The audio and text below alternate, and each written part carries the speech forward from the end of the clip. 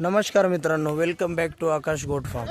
तर मित्रांनो, आपण आलेलो आहे शेतामध्ये आणि तुम्ही बघू शकता आज पण एका बकरीची डिलिव्हरी, एक पहिला रूपाठ आहे पहिल्या वेताची.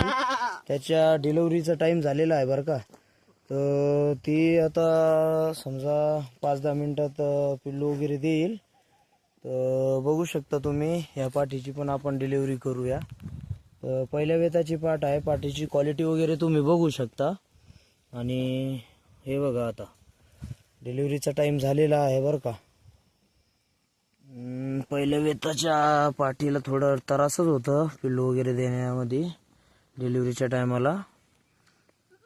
तर बघूया ती एक पिल्लू देते की 2 पिल्लू देते. आता पाय वगैरे बघू शकता तुम्ही, पाय वगैरे तर बाहेर आलेले आहे.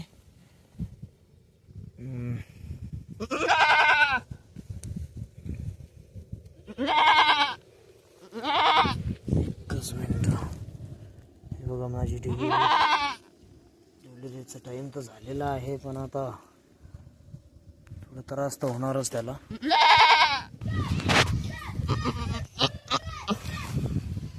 बघू शकता मित्रांनो, डिलिव्हरीचा टाइम तर झालेला आहे.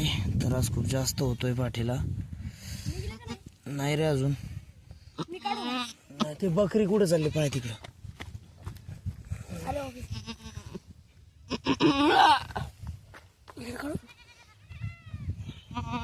बकरीला धर समोर. आताशी व्हिडिओ नाही का, आताशी पिल्लू काढणार.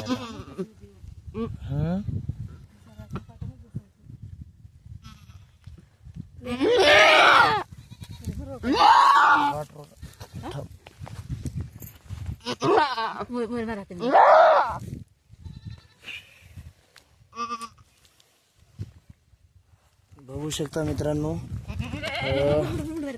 डिलिव्हरी झालेली आहे आणि एका क्रॉसचा पिल्लू दिलेले आहे त्यांना, मेल दिलेला आहे बरं का. तर हे बघा, पहिल्या वेताची पाठ आहे ती, पहिल्या वेताची पाठ आहे आणि त्यानं एक मेल बुक दिलेला आहे बरं का. ब्रीडर कोटा जातीचा असल्यामुळं डिलिव्हरीला खूप जास्त प्रॉब्लेम येत होती. तर बघू शकता तुम्ही, वजन पण खूप जास्त आहे आणि क्वालिटी पण थोडी, क्वालिटी खूप भारी आहे बरं का.